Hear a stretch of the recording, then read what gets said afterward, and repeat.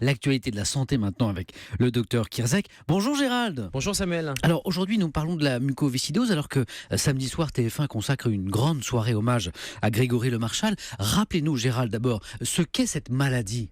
Alors c'est une maladie qui est une maladie génétique qui touche 7000 personnes en France. C'est un enfant tous les 3 jours qui va naître avec cette maladie.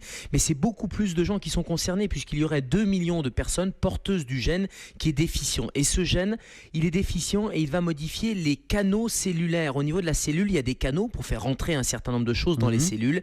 Et bien quand ce canal est déficient, il va y avoir une accumulation de mucus et notamment au niveau respiratoire. Voilà pourquoi les patients atteints de mucoviscidose, eh bien, ils vont avoir des complications respiratoires, des infections à répétition, des dilatations des bronches et puis des problèmes aussi digestifs. Et quels sont aujourd'hui les traitements les plus efficaces ?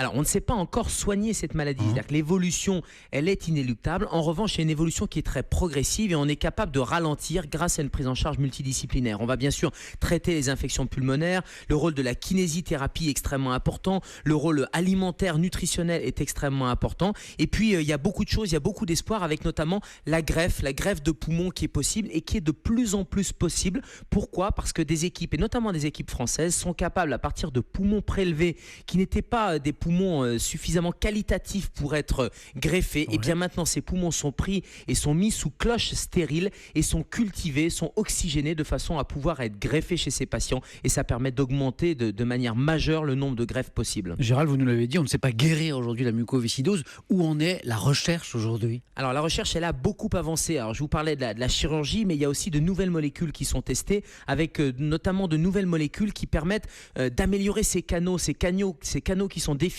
à la surface des cellules. Eh bien, ils sont capables maintenant, grâce à 2 molécules notamment innovantes, d'ouvrir ces canaux, d'améliorer les choses. Et puis bien sûr, il y a la thérapie génique et la thérapie cellulaire. Et donc ça permet d'avoir une espérance de vie qui est passée de 7 ans à plus de 50 ans maintenant en seulement un demi-siècle. Merci docteur Kierzek. On vous retrouve à 11h dans Allo Europe 1 et lundi bien sûr dans Europe 1. Bonjour.